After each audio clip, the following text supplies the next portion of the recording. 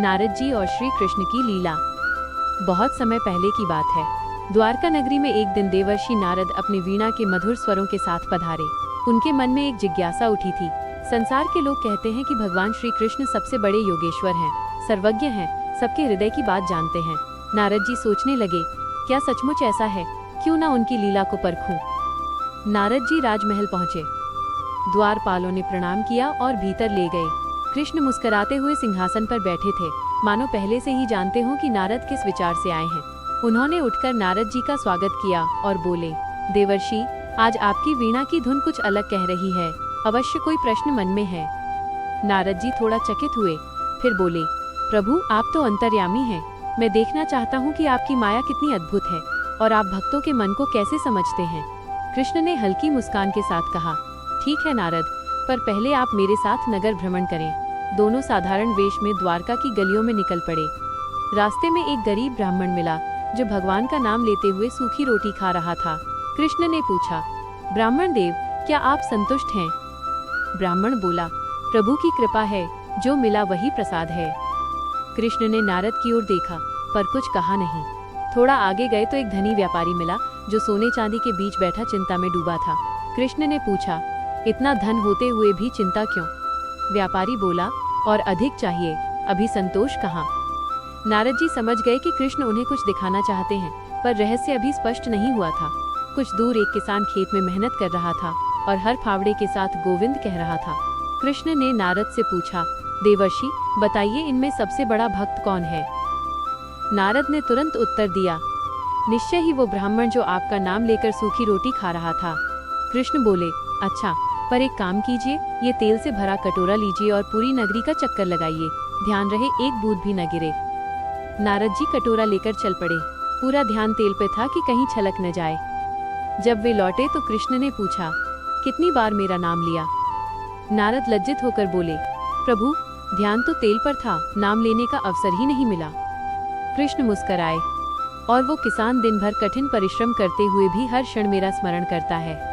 अब बताइए, सच्चा भक्त कौन? नारद जी का अहंकार गल गया।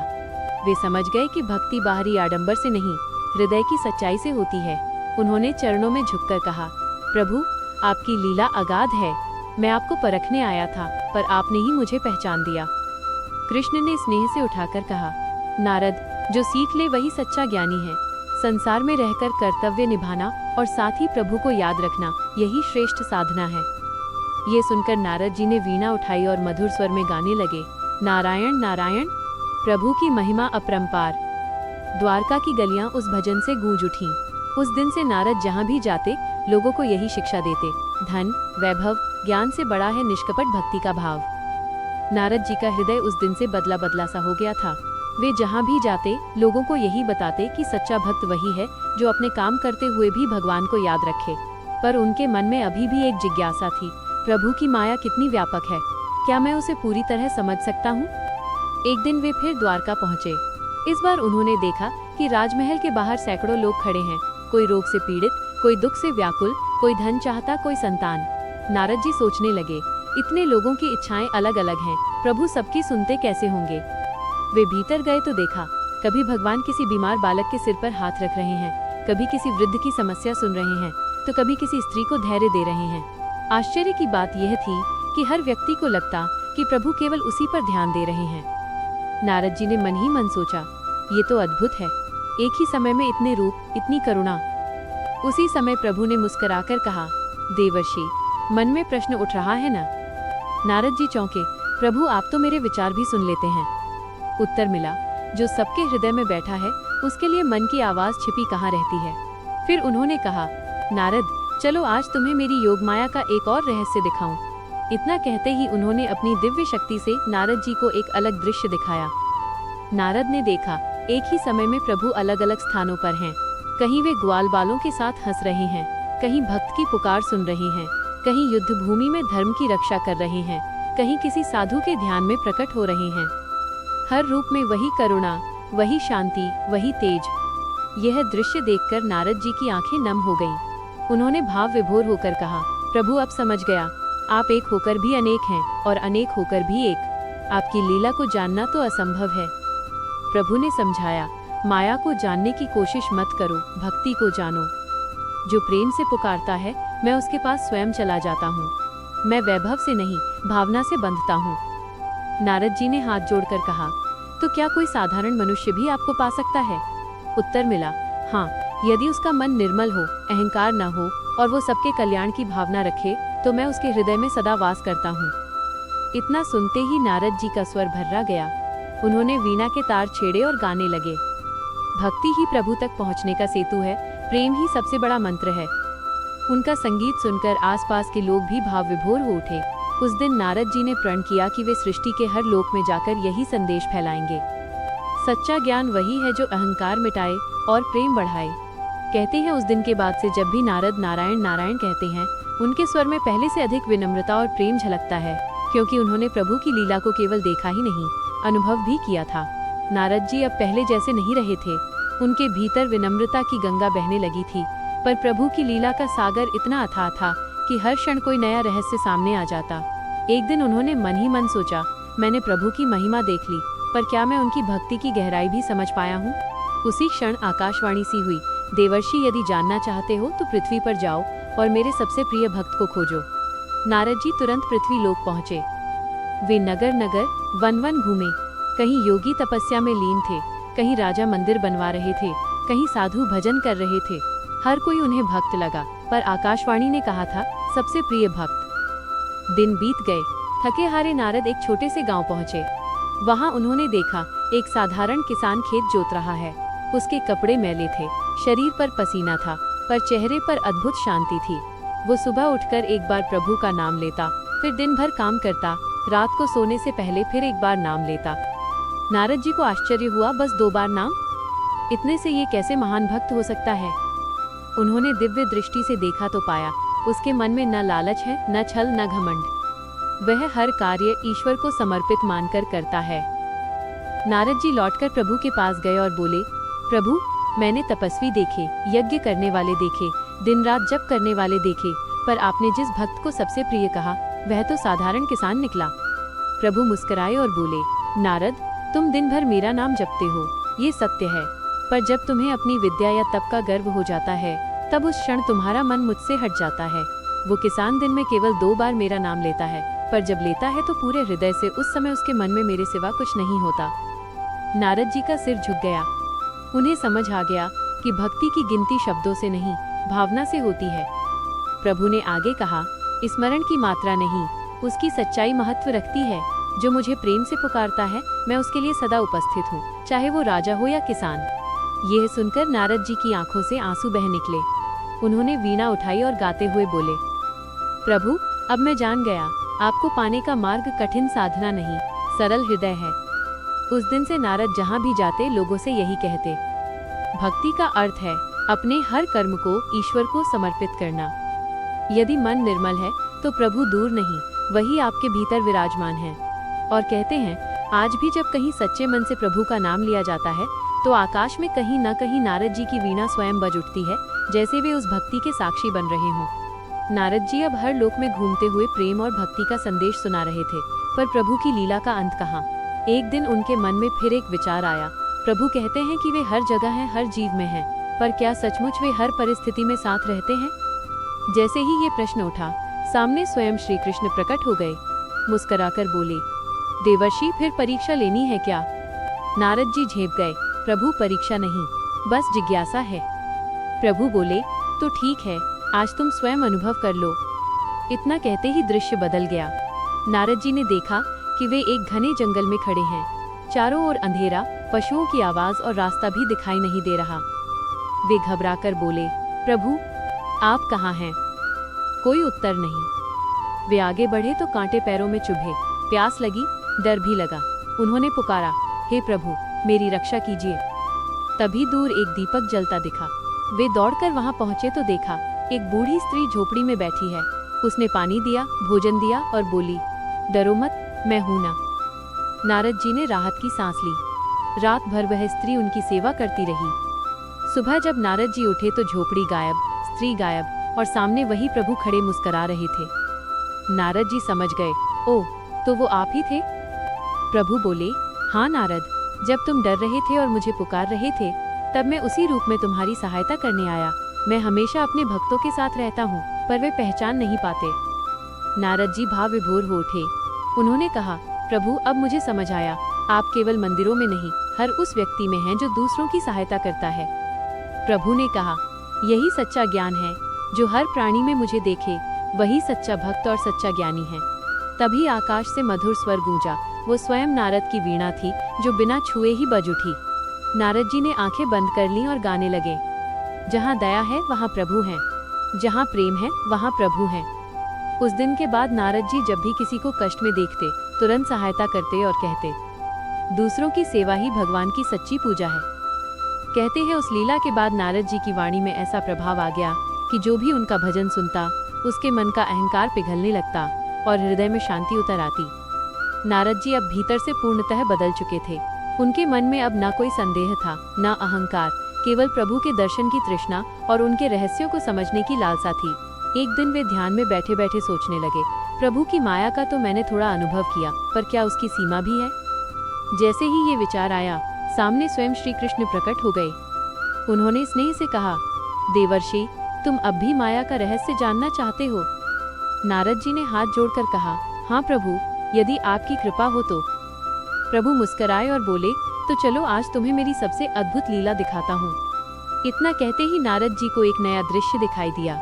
उन्होंने देखा कि वे अब देवर्षि नहीं, बल्कि एक साधारण मनुष्य बन गए हैं। एक गांव में जन्मे, माता पिता, घर परिवार, मित्र, खेत, जिम्मेदारियां, सब कुछ वास्तविक लग रहा था। समय बीतता गया, वे बड़े हुए, विवाह हुआ, संतान हुई, सुख दुख आए, कभी हंसी कभी आंसू। उन्हें याद ही नहीं रहा कि वे देवर्षि हैं या कभी प्रभु के पास थे। सालों बीत गए। एक दिन भयंकर बाढ़ आई, पानी सब कुछ बहा ले गया, घर, खेत, परिवार। नारद जी उस मनुष्य रूप में रोते हुए आकाश की ओर देखकर बोले, हे भगवान, आपने सब क्यों छीन लिया? अचानक उसी क्षण किसी ने कंधे पर हाथ रखा। उन्होंने मुड़कर देखा, सामने प्रभु खड़े मुस्कुरा रहे थे, जैसे कुछ हुआ ही ना हो। उसी क्षण पूरा दृश्य टूट गया, न बाढ़, न गांव, न शरीर। वे फिर देवर्षि के रूप में प्रभु के सामने खड़े थे। नारद जी स्तब्ध रह गए। बोले, प्रभु, ये क्या था? प्रभु ने शांत स्वर में कहा, नारद, यह मेरी माया थी। जिस संसार को लोग सदा का सत्य मानते हैं, वो भी इसी तरह एक स्वप्न के समान है। जब आत्मा जागती है तो समझ में आता है कि सब कुछ क्षणभंगुर था। नारद जी की आंखों से आंसू बह निकले, पर ये दुख के नहीं, ज्ञान के आंसू थे। उन्होंने कहा, प्रभु, अब समझ गया, संसार में जो कुछ भी है वो आपकी लीला है। असली सत्य तो आप ही हैं। प्रभु बोले, यही अंतिम ज्ञान है। जो माया को समझ लेता है, वह भय और दुख से मुक्त हो जाता है। तभी वीणा की मधुर ध्वनि गूंज उठी और स्वयं नारद गाने लगे, नारायण नारायण, संसार स्वप्न समान, सत्य केवल भगवान। उस दिन के बाद नारद जी जहाँ भी जाते यही उपदेश देते, माया में रहो पर माया में खो मत, कर्तव्य निभाओ पर मन को प्रभु में टिकाए रखो। कहते हैं यह ज्ञान इतना गहरा था कि देवता भी सुनकर चकित रह जाते थे। और जब भी कोई साधक सच्चे मन से भगवान को पुकारता है तो नारद जी अदृश्य रूप से वहां आकर उसकी प्रार्थना को प्रभु तक पहुंचा देते हैं। नारद जी उस अद्भुत माया दर्शन के बाद गहरे मौन में डूब गए। उनका मन स्थिर था, पर भीतर प्रेम की धारा बह रही थी। वे प्रभु के चरणों में बैठे थे और सोच रहे थे, अब जानने को क्या शेष है। प्रभु ने तो सब कुछ दिखा दिया। तभी करुणामयी मुस्कान के साथ श्री कृष्ण बोले, देवर्षि, तुम्हारे मन में अभी भी एक अंतिम जिज्ञासा छिपी है। तुम जानना चाहते हो कि मेरे सबसे बड़े भक्त को मैं क्या देता हूँ, है ना? नारद जी ने सिर झुका दिया, प्रभु, आप तो अंतर्यामी हैं। हाँ, यही जानना चाहता हूँ। प्रभु ने कहा, तो सुनो, मैं अपने भक्त को धन, वैभव या चमत्कार नहीं देता। मैं उसे देता हूँ अपना प्रेम और अपना साथ। क्योंकि जब भक्त को मेरा साथ मिल जाता है तो उसे और कुछ चाहिए ही नहीं। इतना कहकर प्रभु ने अपना हाथ नारद जी के हृदय पर रखा। उसी क्षण नारद जी को लगा जैसे उनके भीतर अनंत प्रकाश भर गया हो। उन्हें ऐसा अनुभव हुआ कि पूरा ब्रह्मांड उनके हृदय में समा गया है। तारे, लोक, दिशाएं, देवता, जीव, सब उसी दिव्य प्रेम में लीन हैं। भाव विभोर होकर नारद बोले, प्रभु, अब मुझे कुछ नहीं चाहिए, बस यही वरदान दीजिए कि मेरा मन सदा आपके नाम में डूबा रहे और मेरी वीणा सदा आपका ही गुणगान करे। प्रभु ने प्रसन्न होकर कहा, तथास्तु। आज से तुम्हारा नाम केवल देवर्षि ही नहीं, समापन के बाद भी कथा की धारा रुकी नहीं। क्योंकि प्रभु की लीला अनंत है। उस दिव्य वरदान को पाकर नारद अब जहाँ भी जाते, उनके चरणों के साथ भक्ति की सुवास फैल जाती। देवता उनका सम्मान करते, ऋषि उनका स्वागत करते और साधारण जन उन्हें अपना मित्र मानते। एक बार वे ब्रह्मांड भ्रमण करते करते सोचने लगे, प्रभु ने मुझे अपना प्रेम दे दिया, पर क्या मैं उस प्रेम के योग्य हूँ? जैसे ही ये विचार उठा, उनके सामने प्रकाश का तेज फैल गया और उसी प्रकाश से श्री कृष्ण प्रकट हो गए। प्रभु बोले, देवर्षि, तुम फिर सोच में डूब गए? नारद ने विनम्रता से कहा, प्रभु, मैं सोच रहा हूँ, आपका प्रेम इतना महान है, मैं उसे संभाल कैसे पाऊंगा? कृष्ण ने उत्तर दिया, प्रेम संभाला नहीं जाता, बांटा जाता है। जितना बांटोगे उतना बढ़ेगा। ये सुनते ही नारद जी समझ गए, प्रभु का वरदान अपने पास रखने के लिए नहीं, संसार को देने के लिए है। वे तुरंत पृथ्वी लोक पहुँचे। वहाँ उन्होंने देखा, लोग धन के लिए लड़ रहे हैं, प्रतिष्ठा के लिए झगड़ रहे हैं, छोटे छोटे कारणों से दुखी हो रहे हैं। नारद जी ने वीणा बजाई और गाना शुरू किया, प्रेम बांटो, द्वेष मिटाओ, नाम जपो, सुख पाओ। उनकी धुन सुनते ही लोगों के मन शांत होने लगे। जो झगड़ रहे थे वे एक दूसरे को गले लगाने लगे, जो रो रहे थे उनके चेहरे पर मुस्कान आ गई। किसी ने पूछा, देवर्षि, ये चमत्कार कैसे हुआ? नारद जी बोले, यह मेरा नहीं, प्रभु के प्रेम का प्रभाव है। जहाँ प्रेम होता है वहाँ दुख टिक नहीं सकता। इतना कहकर वे आगे बढ़ गए, पर उनके जाने के बाद भी वो गांव बदल चुका था। लोग एक दूसरे की सहायता करने लगे, मंदिरों में भजन गूंजने लगे और वातावरण में शांति छा गई। उधर प्रभु द्वारका में मुस्कुरा रहे थे। उन्होंने धीरे से कहा, यही मेरा सच्चा भक्त है, जो मेरा प्रेम संसार में बांटता है। कहते हैं उसी दिन से नारद जी केवल संदेशवाहक नहीं रहे, वे भक्ति के चलती फिरती ध्वनि बन गए। जहाँ कहीं भी कोई सच्चे मन से भगवान को पुकारता है, वहाँ पहले उनकी वीणा की अनसुनी धुन पहुँचती है और फिर प्रभु की कृपा बरसती है। और इस तरह ये कथा हमें एक गहरा रहस्य सिखाती है। ज्ञान से बड़ा प्रेम है और प्रेम से बड़ा कुछ भी नहीं। समय बीतता गया, पर भक्ति की वह दिव्य धारा जो देवर्षि नारद के हृदय में प्रवाहित हो रही थी, कभी थमी नहीं। वे जहाँ भी जाते वहाँ प्रेम, शांति और भजन की गूंज फैल जाती। एक दिन वे लोगों का भ्रमण करते करते सोचने लगे, प्रभु ने मुझे प्रेम का रहस्य बता दिया, पर क्या संसार के सभी जीव उस प्रेम को समझ पाएंगे? जैसे ही ये विचार उठा, सामने मधुर प्रकाश फैल गया और उसी प्रकाश से श्री कृष्ण प्रकट हो गए। उन्होंने स्नेह से कहा, देवर्षि, तुम्हारा मन फिर संसार के कल्याण के लिए चिंतित है?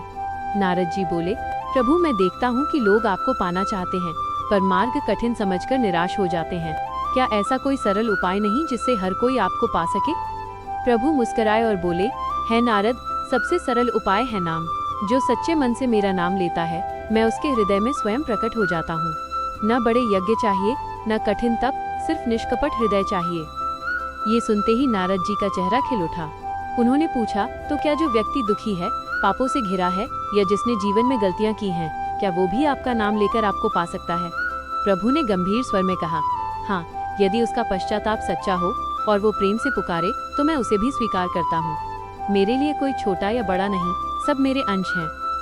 इतना सुनते ही नारद जी भाव विभोर हो गए। उन्होंने वीणा के तार छेड़े और गाने लगे, नाम में शक्ति अपार, नाम से होता उद्धार। उनकी धुन आकाश में फैल गई।